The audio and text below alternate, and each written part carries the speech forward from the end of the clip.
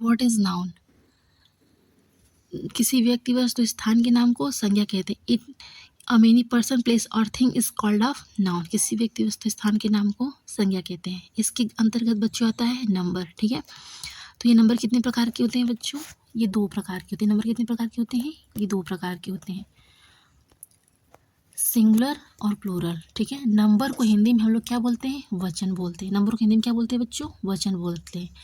और यहाँ पे क्या है? सिंगुलर, है ना। सिंगुलर को हिंदी में क्या बोलते हैं? एक वचन। और प्लूरल को हिंदी में क्या बोलते हैं? बहुवचन। अब एक वचन और बहुवचन क्या होता है ना। What is singular number?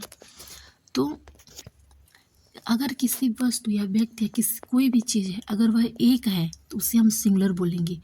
और एक से अधिक है और आई वी यू और दे, और एक से अधिक नाम आई वी यू दे और एक से अधिक नाम या एक से अधिक वस्तु होती है, तो वो किस में आती है बच्चों? वह प्लूरल में आती है। किस में आती है? वो प्लूरल में आती है। ठीक है, अगर एक व्यक्ति या एक वस्तु की बात आती है और जो भी मैं आप लोग को बताई हूँ pronoun I we you they, उसको छोड़कर जितने भी प्रोनाउन होते हैं वो सब किस में आते हैं बच्चों? वे सब की सब सिंगुलर में आते हैं। ठीक है, तो चलिए हम लोग पढ़ते हैं यहाँ पे कि व्हाट इज सिंगुलर, है ना, सिंगुलर नंबर के बारे में, इसके रूल्स के बारे में। तो पहला रूल क्या है बच्चों? कुछ नाउन सिंगुलर और प्लूरल दोनों में समान होते हैं, जैसे शिप, डियर, स्वाइन, इनके नंबर के साथ प्रयोग होने वाले वर्ब के साथ होता है। जैसे कि बच्चों देखिए, जो शिप और डियर और जो स्वाइन होता है, ये सिंगुलर और प्लूरल दोनों में क्या होता है बच्चों? ये समान होता है। सिंगुलर और प्लूरल दोनों में समान होता है। तो यहाँ पे क्या है? The ship is grazing, the ship is grazing. अब आप लोग सोचेंगे कि जब सिंगुलर और प्लूरल दोनों में समान होता है तो भला हम इसको पहचानेंगे कैसे कि ये कब सिंगुलर है और कब प्लूरल है? बच्चों, अगर मेन वर्ब यानी जो हेल्पिंग वर्ब होता है बच्चों, अगर वह एक वचन में है तो जो शिप है वह एक होगी। अगर वह बहुवचन में है तो जो शिप है वह बहुत सारी होंगी। ठीक है, यानी हम लोग हेल्पिंग वर्ब से ही जानेंगे कि एक वचन है या बहुवचन है। देखिए यहाँ पे प्रेजेंट टेंस का यूज़ हुआ है। किसका यूज़ हुआ है बच्चों? प्रेजेंट टेंस का। आप प्रेजेंट टेंस में पढ़े होंगे कि एक वचनकर्ता के साथ इज का प्रयोग, बहुवचनकर्ता के साथ आर का प्रयोग, और आई के साथ हमेशा हम लोग एम का प्रयोग करते हैं। आप लोग ये चीज़ें पढ़े होंगे। ठीक है, अगर नहीं पढ़े तो आप हमें कमेंट में बताएं, हम इसके भी बारे में आप लोगों को प्रेजेंट टेंस के बारे में पूरा पढ़ा देंगे। ठीक है, तो यहाँ पे क्या है कि द शिप इज ग्रेजिंग, है ना। शिप जो मतलब भेड़ है वो क्या कर रही है? वो चर रही है ना, यानी एक भेड़ की बात हो रही है। अब मेनी शिप आर ग्रेजिंग, अगर यहाँ पे मेनी ना रहता ना बच्चों, अगर यहाँ पे शिप रहता ना और यहाँ पे देखिए आर, यानी बहुवचन करता है, अभी क्या पता है? आर का प्रयोग होता है। ठीक है, तो भी हम जान जाते हैं कि यहाँ पे क्या है? बहुत सारी भेड़ें हैं। इन the field, grazing in the field, यानी बहुत सारी भेड़ें मैदान में चल रही हैं। ठीक है बच्चों, अब नेक्स्ट क्या है? Deer, deer was running in the forest. जो डियर है वह जंगल में दौड़ रही है ना। जो डियर वह जंगल में दौड़ रही थी। अब देखिए बच्चों, डियर एक वचन और बहुवचन ये भी दोनों में समान रहता है ना, ये भी दोनों में समान ही रहता है। तो यहाँ देखिए आप लोग पढ़े होंगे पास्ट टेंस में कि एक वचनकर्ता के साथ हम वाज का प्रयोग करते हैं और बहुवचनकर्ता के साथ हम वर का प्रयोग करते हैं। ठीक है, एक वचनकर्ता के साथ हम इसका प्रयोग करते हैं और बहुवचनकर्ता के साथ हम वर का प्रयोग करते हैं। तो यहाँ पे क्या है? द डियर वाज रनिंग, यानी कि डियर कितनी है? एक है। अब यहाँ पे देखिए क्या है next? The deer are sitting in the field, है ना। जो डियर है वो मैदान में बैठी हुई है। ठीक है, यानी यहाँ पे ये बहुवचन का लगा है। ठीक है, यहाँ पे एक भेड़े नहीं, यहाँ पे बहुत सारी भेड़े।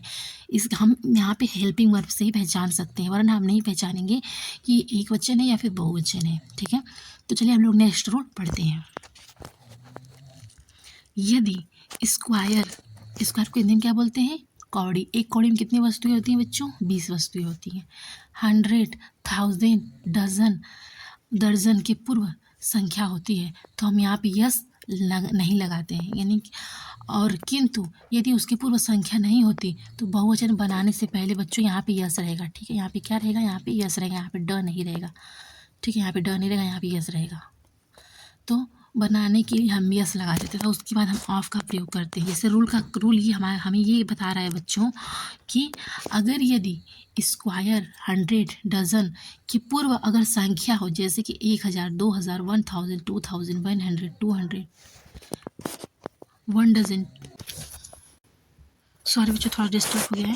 तो हम देखिए अब क्या है, अगर उसके पहले अगर संख्या होती है, ठीक है, जैसे कि 1000, 2000, 3000, 4000 अगर वहाँ पे होती है, अगर उसके पहले संख्या होती है, तो हम वहाँ पे यस का प्रयोग नहीं करते हैं, ठीक है, वहाँ पे हम यस का प्रयोग बिल्कुल भी नहीं करेंगे।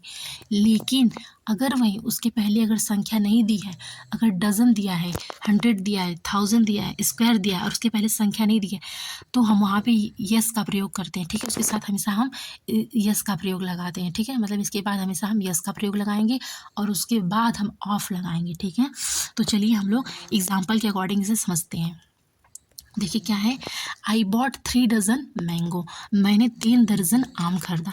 अब बच्चों देखिए यहाँ पे डजन के पहले किसका प्रयोग हुआ है, 3 का प्रयोग, यानी 3 दर्जन आम खरीदी, है ना, 3 डजन आम मैंने खरीदा, है ना। तो यहाँ पे इसलिए हम डजन के पहले, डजन के बाद हम यस का प्रयोग नहीं करेंगे, क्योंकि हमें पता है कि यहाँ पे 3 डजन है ना। अब यहाँ पे देखिए क्या है कि my father give me 100 rupees, 500 rupees. अब यहाँ पे देखिए 500, यहाँ पे 500 दे दिया है ना, मतलब 500 यहाँ पे दे दिया है कि 500 रुपये दिए थे, ठीक है। अब देखिए तो इसलिए हम 100 के साथ यस का प्रयोग नहीं लगाए हैं, ठीक है बच्चों। अब देखिए नेक्स्ट क्या है, 100 ऑफ रुपीज़ वर स्पेंड, मतलब 100 रुपये खर्च हो गए। अब बच्चों यहाँ पे हमें यह नहीं पता है कि 100 रुपये खर्च हुए हैं, 200 रुपये खर्च हुए हैं या 1,000 रुपये खर्च हुए, हमें इसके बारे में बिल्कुल भी नहीं पता है ना। तो हम यहाँ पे 100 के बाद यहाँ पे यस का प्रयोग लगाए हैं, यानी कि हम 100 यहाँ पे लिखे हैं, ठीक है, और उसके साथ ऑफ का प्रयोग किया है, ठीक है, ऑफ रुपीज़, 100 ऑफ रुपीज़, ठीक है, पर स्पेंड। अब यहाँ पे नेक्स्ट रूल देखते हैं क्या है, 1000 ऑफ पर्सन गेदर देयर। अब यहाँ देखिए क्या है, यहाँ पे 1000 पर्सन गेदर देयर। अब यहाँ पे क्या है कि 1000 पर्सन यानी कि 1000 लोग, 1000 मनुष्य, है ना, 1000 मनुष्य। तो यहाँ पे क्या है कि यहाँ पे नहीं पता चल रहा है 1000 है, 2000 है, 3000 है, हमें नहीं पता चल रहा है, तो हम यहाँ पे यस का प्रयोग किया। 1000 किसका प्रयोग किया बच्चों, यस का प्रयोग, और उसके बाद ऑफ का प्रयोग किया गया है, ठीक है। और यहाँ पे देखिए नेक्स्ट क्या है, dozen of seats are wicket, मतलब कि डजन्स ऑफ सीट्स, मतलब कि 1000 लोग बैठे, ऑफ इकट्ठे, आर विकेट इकट्ठे, 1000 लोग इकट्ठे बैठे। तो यहाँ देखिए क्या है कि डजन, है ना, मतलब कि अब हमें नहीं पता कि 1000 लोग बैठे हैं, 1 दर्जन लोग बैठे हैं, 2 दर्जन लोग बैठे हैं, 3 दर्जन लोग बैठे हैं, हमें नहीं पता कितने लोग बैठे हैं। तो यहाँ पे हम डजन के बाद यस का प्रयोग करेंगे और उसके साथ हमेशा रूल के अकॉर्डिंग हम ऑफ का भी प्रयोग करेंगे। उम्मीद करते हैं ये वाला रूल आप लोग को समझ में आया होगा। हम लोग नेक्स्ट रूल की तरफ बढ़ते हैं। अब यहाँ पे क्या है बच्चों कि कुछ नाउन देखने में सिंगुलर लगते हैं लेकिन अर्थ में प्लूरल होते हैं, अतः इनके बाद प्लूरल वर्ब, बच्चों यहाँ थोड़ा टाइपिंग मिस्टेक हो गया, ठीक है, इसका कोई अर्थ नहीं है, प्लूरल वर्ब होता है, जैसे कि poultry, cattle, poultry, public, cattle, poultry, vermin, जेनेट्री, पॉलिसी, मिलिट्री, पब्लिक, ईटीसी आदि, है ना। ये सब चीज़ें जो हैं, ये सब क्या है बच्चों, अपने आप में बहुवचन है, अपने आप में क्या है, अपने आप में ये सारी चीज़ें बहुवचन है, ठीक है। तो अब हम लोग जैसे कि देखिए कुछ कैन रूल हमें ये बता रहा है कि कुछ ऐसी चीज़ें हैं जो सिंगुलर में देखने में हमें सिंगुलर लगती है लेकिन उसका अर्थ जो होता है वो प्लूरल में होता है, ठीक है। तो हम इसको एग्जाम्पल के अकॉर्डिंग समझते हैं बच्चों। चलिए हम लोग एग्जाम्पल देखते हैं। तो यहाँ पे क्या है, cattle are grazing in the field, cattle are grazing in the field. तो कटल मतलब कि कटल और ग्रेजिंग इन द फील्ड। अब यहाँ पे बच्चों अभी रूल बता रहा है कि ये अपने आप में क्या है, एक बहुवचन है है ना, ये अपने आप में क्या है, बहुवचन है। इसको हम लोग बहुवचन नहीं बना सकते, इसका अर्थ ही बहुवचन है। तो यहाँ पे यस या एस का प्रयोग करेंगे तो ये क्या हो जाएगा, गलत हो जाएगा। इसको हम लोग हेल्पिंग वर्ब से ही हम लोग इसको एक वचन और बहुवचन जता सकते हैं। जता नहीं सकते, ये वाकई में अपने आप में एक बहुवचन है, ठीक है। The cattle are grazing in the field, अगर हम यहाँ पे इस का प्रयोग करेंगे तो भी यह शब्द जो है यह गलत हो जाएगा। अगर हम यहाँ पे आर की जगह इस लगा देंगे तो भी यह गलत है, ठीक है। ऐसा नहीं है कि हम यहाँ पे यस लगा देंगे तो गलत है, नहीं, यस तो लगाएंगे, प्लस अगर यहाँ पे इस भी लगा दिए ना तो भी ये गलत ही माना जाएगा, ठीक है। इसका रूल है, ये अपने आप में क्या है, एक बहुवचन है। इसी प्रकार से बच्चों यहाँ देखिए क्या है, जेनेट्री है ना। ये जो जेनेट्री है ना, जेनेट्री ऑफ दिस टाउन, है ना। तो the gentry of this town is, अब देखिए यहाँ पे क्या है, यहाँ पे इज़ लगा दिया बच्चों, ये गलत है ना। जेनेट्री अपने आप में बहुवचन है और इस वाक्य का जो हेल्पिंग वर्ब क्या है बच्चों, इज़ है। यहाँ पे इज़ की बजाय यहाँ पे क्या रहना चाहिए, यहाँ पे आर रहना चाहिए। क्या रहना चाहिए, यहाँ पे आर, ठीक है। और जो यहाँ पे इज़ दिया ये गलत है, यहाँ पे आर का प्रयोग होगा। देखिए यहाँ पे बनाया भी गया है, the gentry of this town are not invited, ठीक है। हम लोग नेक्स्ट देखते हैं, the police has arrest the thief. अब यहाँ देखिए पुलिस हैज़, है ना, पुलिस अपने आप में क्या है बच्चों, एक बहुवचन है ना। तो यहाँ पे हैज़ का प्रयोग हुआ है ना। आप लोग को पता है, आप लोग रूल में पढ़े होंगे कि एक वचनकर्ता के साथ हम हैज़ का प्रयोग करते हैं और बहुवचनकर्ता के साथ हम हैव का प्रयोग करते हैं, है ना। एक वचनकर्ता के साथ हैज़ का प्रयोग और बहुवचनकर्ता के साथ हैव का प्रयोग होता है। तो यहाँ पे क्या है, the police has arrest the thief, है ना। तो यहाँ पे हैज़ जो है, पुलिस अपने आप में बहुवचन है और इसके साथ हैज़ जो है वो गलत है। यहाँ पे क्या रहेगा, हैव रहेगा। The police have arrest the thief. Next क्या है, the people of America is rich. अब यहाँ पे क्या है, इज़ का प्रयोग हुआ है, यानी अमेरिका के लोग की बात हो रही है ना, अमेरिका के लोगों की बात हो रही है। तो ये क्या है, अपने आप में एक गलत है। The America people are rich, है ना। पीपल के साथ हमेशा, पीपल भी देखने में तो एक वचन लग रहा है लेकिन इसका अर्थ जो है बच्चों वो बहुवचन में है, इसलिए हम इसके साथ हम इसका प्रयोग नहीं करेंगे, आर का प्रयोग करेंगे, क्योंकि आप लोग पढ़ चुके हैं कि एक वचनकर्ता के साथ इसका प्रयोग और बहुवचनकर्ता के साथ आर का प्रयोग होता है। तो चलिए हम लोग नेक्स्ट में देखते हैं।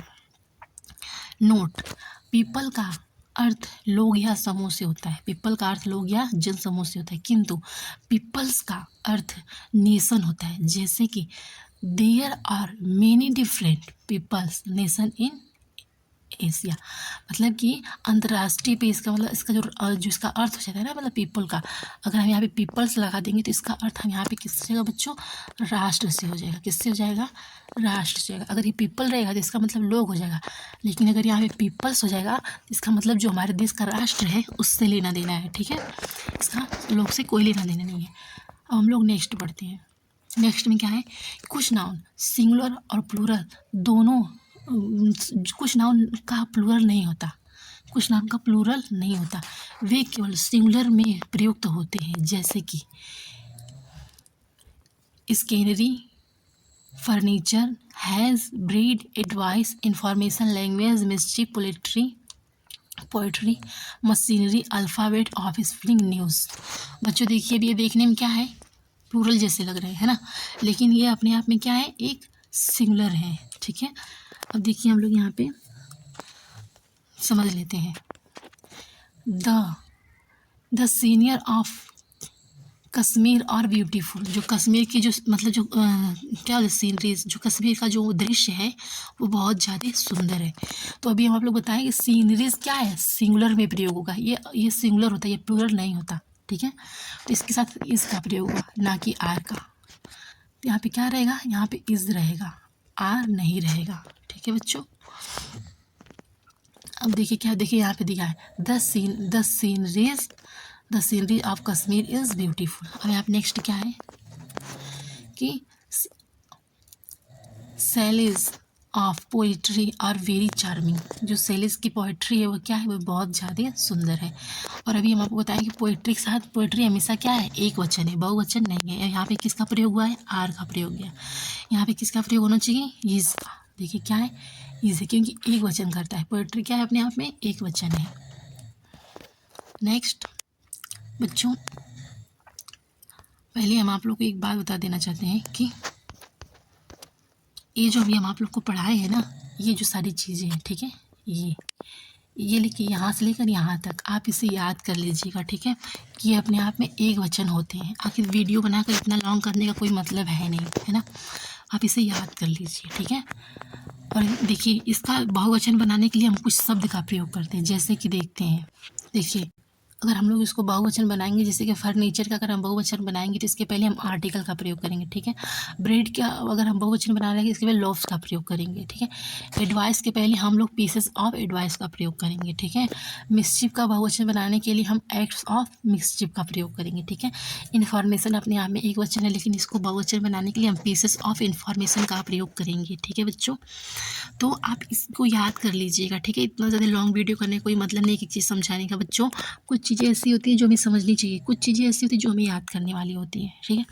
तो चलिए अब हम लोग फिर मिलते हैं ऐसे ही नेक्स्ट वीडियो में। अगर आप लोगों को हमारा पढ़ाया अच्छा लगा तो प्लीज़ बच्चों आप हमें एक कमेंट प्यारा सा अपना ज़रूर लिखें, ठीक है। Please like share subscribe.